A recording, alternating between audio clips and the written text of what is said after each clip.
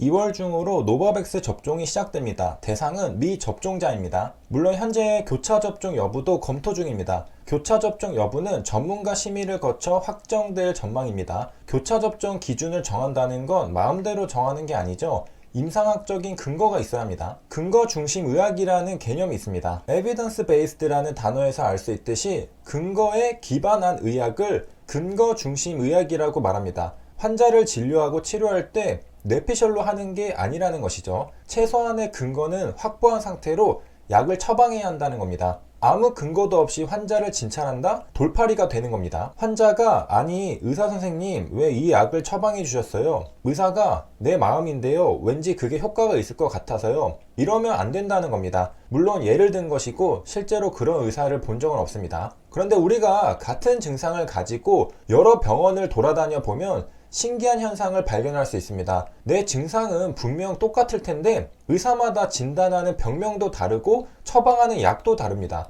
심지어 같은 병명이 나왔어도 처방하는 약이 다릅니다. 여기서 알 수 있는 사실은 어떤 증상이 있다 하더라도 수학 공식처럼 정해진 답이 없다는 사실입니다. 의사마다 제시하는 해결책이 다릅니다. 문제에 접근하는 방법이 저마다 다르다는 겁니다. 각자의 개성이 있는 것이죠. 왜 그럴까요? 그건 의사마다 더 효과적이라고 생각하는 치료 방법이 각기 다르기 때문입니다. 믿고 있는 근거가 다른 겁니다. 여기서 또 알 수 있는 사실은 근거 중심 의학이라고 해서 정해진 하나의 정답이 도출된다는 보장은 없다는 사실입니다. 의사마다 알고 있는 지식의 정도가 다르고 믿고 있는 신념도 다르기 때문입니다. 어떤 의사는 해당 증상에는 이런 치료가 제격이라는 최신 정보를 알고 있을 수도 있고요. 어떤 의사는 최대한 약을 안 쓰고 치료하는 게 좋다는 신념을 가질 수도 있습니다. 요즘에는 항생제를 과도하게 안 쓰는 의사들이 많아졌죠. 그리고 좀 더 구체적으로 들어가 보면 임상시험 결과에 대한 논문을 해석하는데도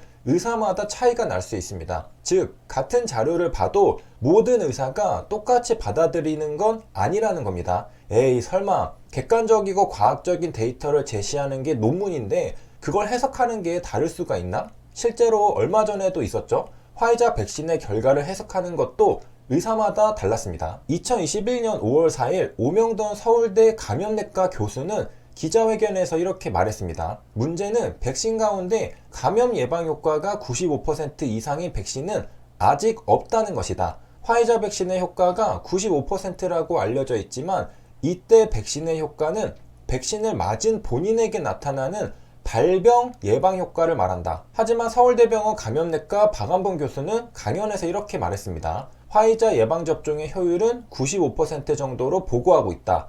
즉 코로나19 백신을 접종하면 코로나19 바이러스에 감염될 확률이 20분의 1로 감소한다고 볼 수 있다. 발병이 아니라 감염이라고 설명했습니다. 물론 일반인들이 이해하기 쉽게 발병 대신 감염이라는 단어를 사용한 걸 수도 있고요. 그래서 비슷하니까 일반인이 보기에는 그게 그거라고 볼 수 있다라는 표현을 사용한 걸지도 모르겠습니다. 하지만 이런 설명을 들은 일반인은 감염 예방 효과가 95%라고 이해하게 됩니다. 정리하면 화이자 백신의 임상시험 결과를 보고 두 교수의 해석은 미세하게 다릅니다. 백신 이피커시에 대한 해석인데요. 오명돈 교수는 감염 예방 효과가 아니라 발병 예방 효과라고 설명했습니다. 반면에 박안봉 교수는 감염 예방 효과라고 설명했습니다. 그게 그거 아닌가 싶지만 미세하게 다르죠.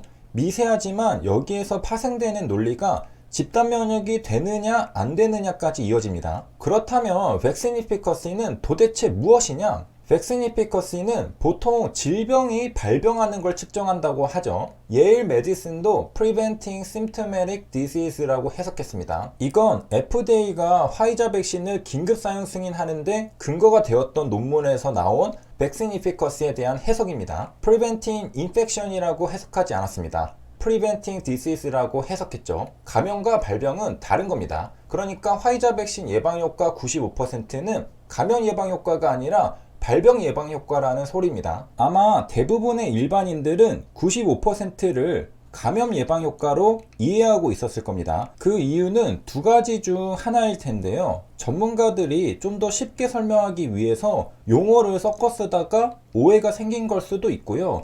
아니면 전문가는 정확하게 설명했는데 어느 순간에는 언론도 일반인도 헷갈려서 섞어 쓰다가 잘못 이해한 걸 수도 있습니다. 같은 논문을 보고도 해석이 달라지는 건 비단 백신 이피커시만 있는 것이 아닙니다. 상대 위험 감소율과 절대 위험 감소율 중 무엇을 중시하느냐에 따라서도 달라질 수 있습니다. 자료 화면은 2x2 매트릭스를 보여주는데요. 가로축은 노출되었느냐, 노출되지 않았느냐를 구분합니다. 세로축은 발병했느냐, 발병 안 했느냐를 구분합니다. Experimental Event Rate은 줄여서 EER이라고 부릅니다. EER은 Exposed 그룹 안에서 계산합니다. 총 A, B, C, D 그룹이 있지만 A, B 그룹만 가지고 EER을 계산합니다. 왜냐하면 EER은 Experimental Event Rate이거든요. 실험군만 포함되는 게 당연하죠. Exposed 그룹만 포함되는 게 당연한 겁니다. EER은 A를 A 플러스 B로 나눕니다. 의미는 무엇이냐? Exposed 그룹 중에 몇 퍼센트가 yes냐입니다. 백신 접종 그룹 중에 몇 퍼센트에서 코로나19가 발병했느냐입니다. 신약 투여 그룹 중에 몇 퍼센트에서 질병이 발병했느냐입니다. EER은 클수록 좋을까요? 작을수록 좋을까요? 연구자들은 신약 후보 물질이 효과가 좋길 바라겠죠. 따라서 신약을 투여한 실험군에서 질병이 적게 발병하는 걸 바랄 겁니다. 그러므로 EER은 작을수록 연구자들이 바라는 결과입니다. EER이 작으면 어떤 결과가 도출되는지 보겠습니다. 신약 개발 임상시험 연구 결과는 보통 RRR로 발표합니다. Relative Risk Reduction의 줄임말이죠. RRR은 CER 빼기 EER을 CER로 나눕니다. 공식을 가만히 들여다보면 EER이 보이죠? EER에만 집중해서 보세요. EER은 분자에 있습니다. 그리고 앞에 마이너스가 붙어 있죠. EER이 커지면 RRR은 어떻게 되나요? EER이 커지면 RRR은 작아집니다. 연구자들의 입장에서는 RRR이 커야 효과가 좋다고 결론 내릴 수 있습니다. EER이 커지는 건 RRR이 작아지기 때문에 연구자들이 바라는 결과는 아닙니다. 반면에 EER이 작아지면 RRR은 커집니다. RRR이 커지면 효과가 좋다고 결론 내릴 수 있습니다. 대표적으로 화이자 코로나19 백신의 백신 이피커시가 RRR로 발표된 임상시험 결과인데요. RRR이 95% 나왔습니다. 예방효과 95%라고 발표할 수 있는 것이죠. 그리고 RRR이 높게 나오려면 필연적으로 EER이 작아야 합니다. 이건 공식에서 유도되는 필연적인 과정입니다. 반대로 Control Event Rate는 줄여서 CER이라고 부릅니다. CER은 Not Exposed 그룹 안에서 계산합니다. 총 A, B, C, D 그룹이 있지만 C, D 그룹만 가지고 CER을 계산합니다. 왜냐하면 CER은 Control Event Rate이거든요. 대조군만 포함되는 게 당연하죠. Not Exposed 그룹만 포함되는 게 당연한 겁니다. CER은 C를 C 플러스 D로 나눕니다. 의미는 무엇이냐? Not Exposed 그룹 중에 몇 퍼센트가 yes냐입니다. 생리식염수 그룹 중에 몇 퍼센트에서 코로나19가 발병했느냐입니다. 플라시보 그룹 중에서 몇 퍼센트에서 질병이 발병했느냐입니다. CER은 클수록 좋을까요? 작을수록 좋을까요? 연구자들은 대조군에서 질병이 더 많이 발병하는 걸 바랄 겁니다. 그래야 신약 후보 물질의 효과가 상대적으로 두드러질 테니까 말이죠. 하지만 아무 조치를 취하지 않았을 때 질병이 발병하는 확률은 사전에 정해져 있는 숫자일 겁니다. 연구자들이 조절할 수는 없죠. 하지만 굳이 이야기해 본다면 CER은 클수록 연구자들이 바라는 결과입니다. 이제 예시를 들어보겠습니다. 인터페론 연구입니다. 실험군은 인터페론 투여군이고 대조군은 생리식염수 투여군입니다. 연구자들은 인터페론 투여군에서 질병 진행 정도가 줄어들길 바라고 있습니다. 그렇다면 치료 효과는 어느 정도인가? 임상시험 결과를 살펴보면 33개월째 장애의 진행은 대조군에 배정된 환자의 경우 50%에서 발생했습니다. 그리고 인터페론 투여군의 경우 39%에서 발생했습니다. 앞에서 공부했듯이 대조군에서의 사건 발생률을 Control Event Rate, CER이라고 부릅니다. 그리고 실험군에서의 사건 발생률을 Experimental Event Rate, EER이라고 부릅니다. 이 차이는 통계적으로 의미 있는 것이었습니다. 통계적 유의성을 확보했으니 이 부분은 태클 걸지 말고 생략하고 넘어가겠다는 말입니다. 문제는 이 차이를 어떻게 임상적으로 유용한 형식으로 표현할 것인가입니다. 최근까지 임상시험 논문에서 주로 쓰인 방법은 상대 위험 감소율, Relative Risk Reduction RRR입니다. 대조군과 실험군에서의 사건 발생률 차이의 절대값을 대조군에서의 사건 발생률로 나눈 값입니다. 인터페론 연구에서 RRR은 50% 빼기 39%, 그리고 50%로 나누면 22%이며 인터페론 투여가 장애 진행에 대한 상대적인 위험을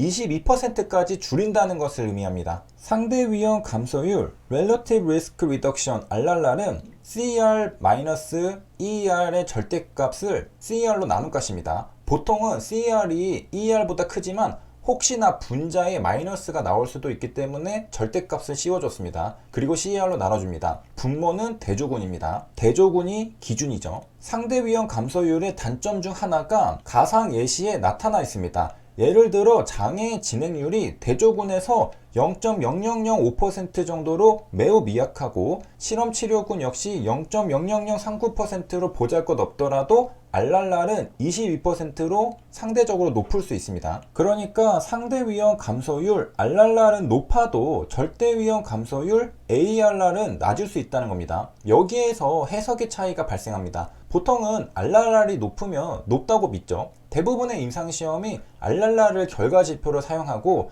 RRR에 따라 환자를 치료하고 방역을 합니다. 이 해석의 차이가 드러났던 게 이번 방역패스 집행정지 소송입니다. 방역당국과 판사의 해석이 달랐습니다. 방역당국은 RRR을 근거로 들었고 판사는 ARR을 근거로 들었습니다. 방역패스 재판부는 12세 이상 전체 백신 미접종자 중 감염자 비율은 0.0015%, 12세 이상 전체 백신 접종자 중 감염자 비율은 0.0007%라는 구체적인 수치를 들어 각 집단의 감염 비율 자체가 매우 낮고 그 차이가 현저히 크지 않으므로 그러한 두 집단의 감염 비율 차이만으로 백신 미접종자 집단이 코로나를 확산시킬 위험이 훨씬 더 크다고 할 수는 없는 것이라고 봤습니다. 판사는 감염 비율 자체가 낮다고 본 겁니다. 절대적인 감염 비율을 본 것이죠. 복지부는 백분율 계산에 오류가 있다라며 접종자와 미접종자 각각 0.15%, 0.07%가 맞다라고 법원 결정문 오류를 지적했습니다. 1000명 중 1.5명, 1000명 중 0.7명이 말이 되려면 각각 0.15%, 0.07%가 되어야 합니다. 따라서 백신 미접종자 중 감염자 비율은 0.15%, 백신 접종자 중 감염자 비율은 0.07%라고 보는 것이 맞습니다. 정확한 자료를 토대로 이제 여기에서 판단이 갈리게 됩니다. 백신을 접종하지 않으면 1000명 중 1.5명이 코로나19에 감염됩니다. 반면에 백신을 접종하면 1000명 중 0.7명이 코로나19에 감염됩니다. 차이는 0.8명입니다. 이 차이가 백신 접종의 이득이죠. 분모와 비교해봐야 할 겁니다. 따라서 백신을 접종하면서 얻게 되는 이득은 1000명 중 0.8명입니다. 백분율로 나타내면 0.08%입니다. 1000명 중 0.8명이 크냐, 작냐? 이건 사람마다 다르게 받아들일 수가 있습니다. 어떤 사람은 0.08%가 크다고 생각할 수 있고 어떤 사람은 0.08%가 작다고 생각할 수 있습니다. 단순히 숫자상으로 큰지 작은지는 사실 잘 모르겠습니다. 그래서 여러 가지 추가 정보를 대입해서 판단할 수밖에 없죠. 그런데 아마도 대부분의 사람들은 0.08% 차이는 크다고 생각하는 걸로 보입니다. 90%에 육박하는 백신 접종률을 보면 알 수 있죠. 그리고 코로나19의 공포를 생각하면 0.08%도 결코 작은 숫자가 아닙니다. 1000명 중 1명은 코로나19에 감염되니까요. 반면에 0.08% 차이가 작다고 생각하는 사람은 코로나 치명률까지 고려해 봤을 가능성이 있습니다. 백신 접종과 미접종 감염의 차이가 0.08%인데 감염된다 하더라도 과연 내가 엄청 아프거나 심할 경우 죽을까? 아닐 것 같다는 것이죠. 백신 접종의 이득은 0.08%인데다가 코로나19에 감염된다 하더라도 무증상이거나 별거 아닐 수 있다는 생각을 하면 그 사람에게는 이 차이가 정말 작게 느껴질 수 있습니다. 노인들에게는 백신 접종의 이득이 크게 와닿는 반면 젊은 사람들에게는 백신 접종의 이득이 작게 느껴질 수도 있겠습니다. 따라서 같은 통계 수치를 보더라도 사람에 따라, 입장에 따라 백신 접종의 이득이 다르게 해석될 수 있는 겁니다. 여러분은 0.08%의 차이가 크다고 느껴지시나요? 작다고 느껴지시나요? 정반합은 아름답게 결론 내릴 수 있는 치트키입니다. 사실 둘 다 중요하다. 둘 다 고려하는 게 베스트라고 말하면 선택의 순간에는 결국 둘 중 하나를 선택해야 하기 때문에 실제로는 틀렸어도 틀리지 않는 것처럼 보입니다. 따라서 임상시험에서 Absolute Risk와 Relative Risk를 함께 보는 것은 중요합니다. 하나만 봐서는 중요한 부분을 놓칠 수 있죠. 복습을 하고 마치겠습니다. 자료화면은 A, B, C, D로 구분되어 있습니다. 가로는 exposed와 unexposed를 구분합니다. 세로는 sick과 well을 구분합니다. A는 exposed 되고 sick한 경우입니다. B는 exposed 되고 well한 경우입니다. Experimental Event Rate EER은 A를 A 플러스 B로 나눕니다. Control Event Rate CER은 C를 C 플러스 D로 나눕니다. 이렇게 계산한 CER과 EER로 RRR을 구할 수 있는데요. Relative Risk Reduction RRR은 CER 빼기 EER을 CER로 나눕니다. Absolute Risk Reduction AER은 CER 빼기 ER입니다. 참고로 Absolute Risk Increase는 반대로 ER 빼기 CR입니다. 영국 노바백스 코로나19 백신 성인 사용 승인. 노바백스 백신은 현재 영국 내 공장에서 생산되고 있습니다. BBC는 그러나 영국 인구의 91% 이상이 이미 백신을 2회 접종했기 때문에 노바백스 백신은 올해 가을이나 겨울 부스터샷에 사용될 가능성이 더 크다고 말했습니다. 이 경우 노바백스 백신은 의약품 규제 당국의 추가 승인을 받아야 합니다. 왜냐하면 미접종자 승인과 접종자 부스터샷 승인은 다르기 때문이죠. 백신을 처음 맞는 것과 세 번째 맞는 건 엄연히 다릅니다.